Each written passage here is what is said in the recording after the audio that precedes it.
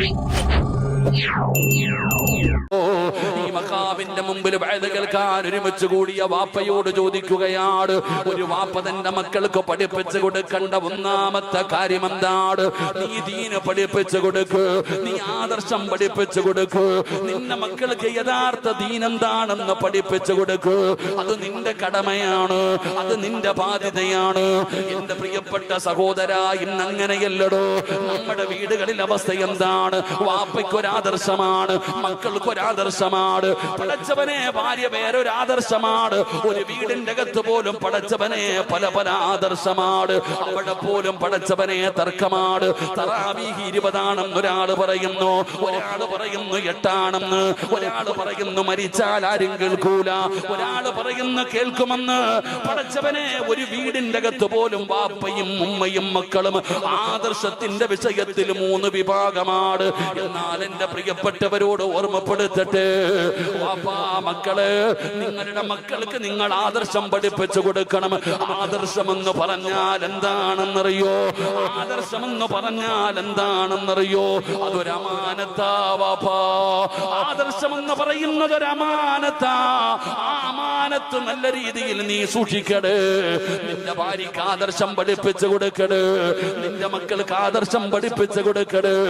എന്റെ പ്രിയപ്പെട്ടവരെ, ആദർശമില്ലെങ്കിലെല്ലാം പോയടോ, ആദർശമില്ലെങ്കിലെല്ലാം പോയടോ. അതുകൊണ്ട് എന്റെ പ്രിയപ്പെട്ടവരോട് പറയുകയാണ്, ചില മാതാപിതാക്കൾക്ക് വല്ലാത്ത സങ്കടമാണ്, ചില മാതാപിതാക്കൾക്ക് വല്ലാത്ത സങ്കടമാണ്. ഉസ്താദേ, എന്റെ പൊന്നുമകനെ തലതിരിഞ്ഞു പോയല്ലോ, എന്റെ പൊന്നാര മകന് തലതിരിഞ്ഞു പോയല്ലോ. അവനൊന്ന് വിദേശത്ത് പോയിട്ട് വന്നപ്പോ അവൻ ഒരുപാട് സംശയങ്ങളായി, ഇന്ന് ഞങ്ങൾ ചെയ്യുന്നത് മുഴുവനും ബിദ്അത്തായി, നിങ്ങളൊക്കെ ഇസ്ലാമിന്റെ പുറത്താണെന്നുള്ള രീതിയിലാണ് എന്റെ പൊന്നാര മകന് പറയുന്നതെന്ന് പറഞ്ഞ് സങ്കടപ്പെടുന്ന ഉമ്മ. എന്തിനാ സങ്കടപ്പെടുന്നത്? മഹാനായ നൂഹ് നബി അലൈഹിസ്സലാമിന്റെ ചരിത്രം അറിയുമല്ലോ. അതാ നല്ല രീതിയിൽ മക്കളെ വളർത്തിയിട്ട് തലതിരിഞ്ഞു പോകുന്ന മക്കളെ കാണുമ്പോ സങ്കടപ്പെടുന്ന ഉമ്മ, സങ്കടപ്പെടുന്ന വാപ്പാ.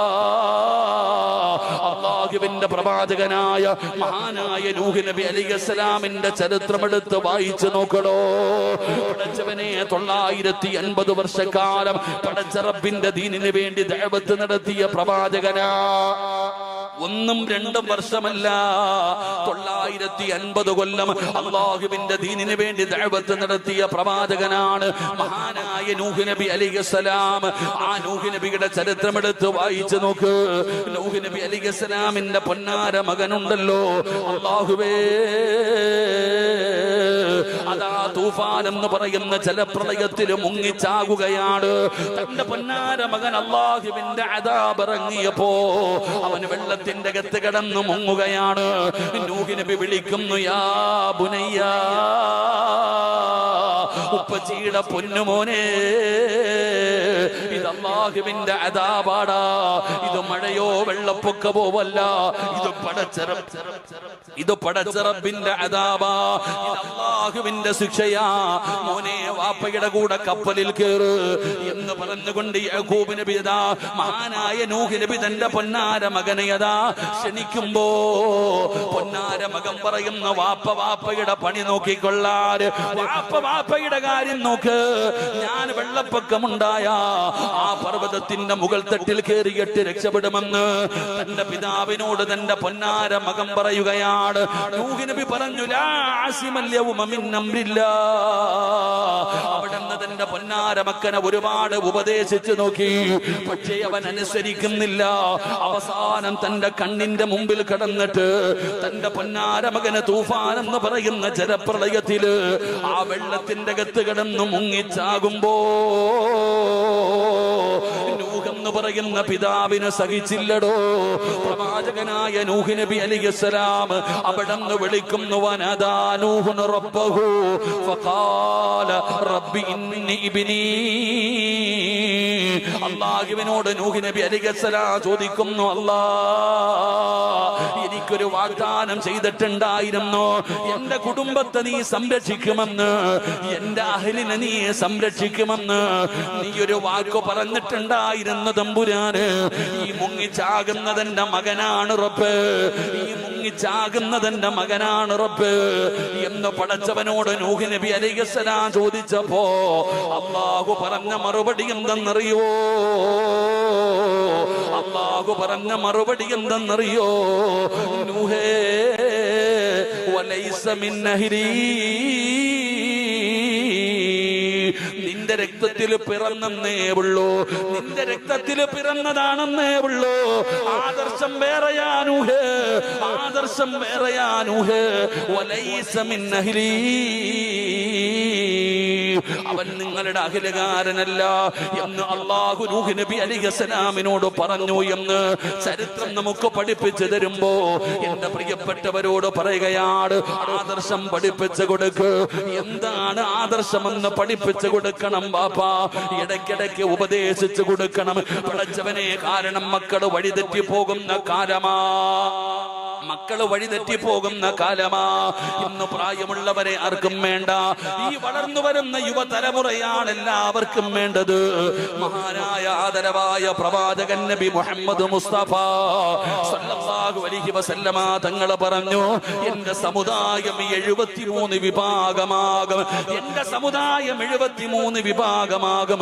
അതിൽ 72 നരകത്തിലാണ്, ഒരേ ഒരു വിഭാഗമേ സ്വർഗത്തിൽ കിടക്കൂ എന്ന് ആദരവായ പ്രവാചകൻ നബി മുഹമ്മദ് മുസ്തഫ സല്ലല്ലാഹു അലൈഹി വസല്ലമ തങ്ങൾ പറയുന്നുണ്ട്, എന്റെ സമുദായം 73 വിഭാഗമാകും. ആ 73 വിഭാഗത്തിൽ 72 വിഭാഗം നരകത്തില്. അള്ളാഹു നമ്മളെ കാത്തിരക്ഷിക്കുമാറാകട്ടെ.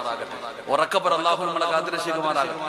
ഒരേ ഒരു വിഭാഗം മാത്രമേ സ്വർഗത്തിൽ പോകൂ. ആ ഒരേ ഒരു വിഭാഗമാരാ, ആ ഒരേ ഒരു വിഭാഗമാരാ ഒരു ദിവസം 2 വഖത്ത് നിസ്കാരമേ ഉള്ളൂ എന്ന് പറയുന്ന മുസ്ലിമും പറയുന്നത് ആ ഒരു വിഭാഗം ഞങ്ങളാണെന്നാണ്. നിങ്ങൾ മനസ്സിലാക്കേണ്ടത് അവിടെയാ. എടോ, 2 വഖത്ത് നിസ്കാരമേ ഉള്ളൂ എന്ന് പ്രഭാതത്തിലും പ്രദോഷത്തിലും മാത്രമേ നിസ്കാരമുള്ളൂ എന്ന് പറയുന്നവനും പറയുന്നത് ആ സ്വർഗത്തിൽ പോണ ഒരു വിഭാഗം ഞങ്ങളാ. ഇതുപോലാണ് ഈ 73 വിഭാഗവും പറയുന്നത് അത് ഞങ്ങളാണെന്നാണ്. എന്റെ പ്രിയപ്പെട്ട സഹോദരങ്ങൾ, അതുകൊണ്ടാണ് സൂക്ഷിക്കണമെന്ന് പറയുന്നത്. അതുകൊണ്ടാണ് മക്കൾക്ക് ആദർശം പഠിപ്പിച്ചു കൊടുക്കാൻ പറയുന്നത്. എല്ലാവരും എന്റെ പ്രിയപ്പെട്ടവരെ നല്ലവനായിരുന്നു, സുന്നിയായിരുന്നു. പക്ഷെ ഒന്ന് സൗദിയിൽ പോയിട്ട് വന്നപ്പോഴത്തേക്ക് അവൻ തലതിരിഞ്ഞു പോയി. അള്ളാഹു കാത്തിരക്ഷിക്കുമാറാകട്ടെ. ഒന്ന് അവിടെ പോയിട്ട് വന്നപ്പോഴത്തേക്ക് അവന്റെ തലതിരിഞ്ഞു പോയി. പറഞ്ഞിട്ട് കാര്യമില്ല. എന്റെ പ്രിയപ്പെട്ട സഹോദരങ്ങളെ, നമ്മളൊക്കെ ഓർമ്മ വെച്ച കാലം മുതൽ എത്ര കൊല്ലമായി ചങ്ങാതി പാരമ്പര്യമായി നമ്മൾ ചെയ്തുകൊണ്ടുവരുന്ന ഒരുപാട് കാര്യങ്ങളില്ലേ. ഒന്ന് സൗദിയിൽ പോയിട്ട് വന്നപ്പോ അവൻ ചോദിക്കുന്നു, ഇപ്പൊ 8 അല്ലേ ഉള്ളൂ, 20 എന്തിനാണ് നിസ്കരിക്കുന്നത്? കാലം മാറിപ്പോയി. എടാ, പള്ളിക്കാട്ടി കിടക്കണ ഈ മഹാന്മാരൊക്കെ കേൾക്കത്തില്ല, മരിച്ചു കഴിഞ്ഞാൽ കഴിഞ്ഞില്ലേ.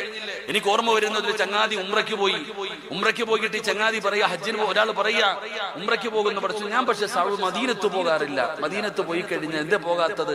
മദീനയിൽ പോയി കഴിഞ്ഞാൽ ജമാഅത്തായിട്ട് നിസ്കരിക്കാൻ പറ്റൂല. ഒരാൾ പറഞ്ഞ മറുപടി, അവന്റെ വിവരം ചിന്തിക്കണം.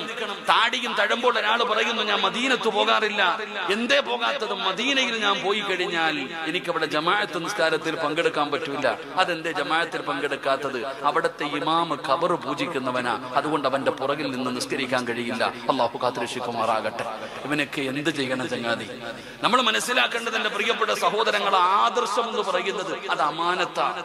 അതിങ്ങനെ കൈ വെച്ച് സ്വന്തം ഇങ്ങനെ മുറുകെ പിടിക്കാനുള്ളതല്ല, അത് പകർന്നു കൊടുക്കാനുള്ളതാണ്.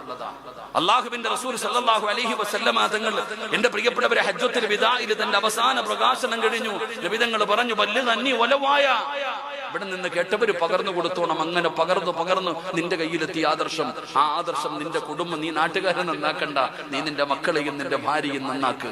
ആദർശം പഠിപ്പിച്ചു കൊടുക്കണം സഹോദരങ്ങളെ.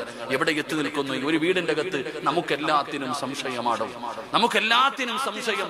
എവിടേക്ക് ഈ സമുദായം കടന്നു പോകും നമുക്ക് ഓർമ്മയില്ല. എന്റെ പ്രിയപ്പെട്ടവരെ, ആ 73 വിഭാഗത്തിൽ 72 വിഭാഗവും നരകത്തിലേക്ക് പോകുമ്പോൾ ആ രക്ഷപ്പെടുന്ന ഒരേ ഒരു വിഭാഗം അത് സുന്നികൾ തന്നെയാ. അഹ്ലി സുന്നത്തി വൽ ജമാഅ, ആ ആദർശം മുറുകെ പിടിച്ച് ജീവിക്കുന്ന സുന്നികൾ തന്നെയാ. അല്ലാഹു നമുക്ക് ഈമാൻ നൽകുമാറാകട്ടെ. അല്ലാഹു നമുക്ക് ഈമാൻ നൽകുമാറാകട്ടെ.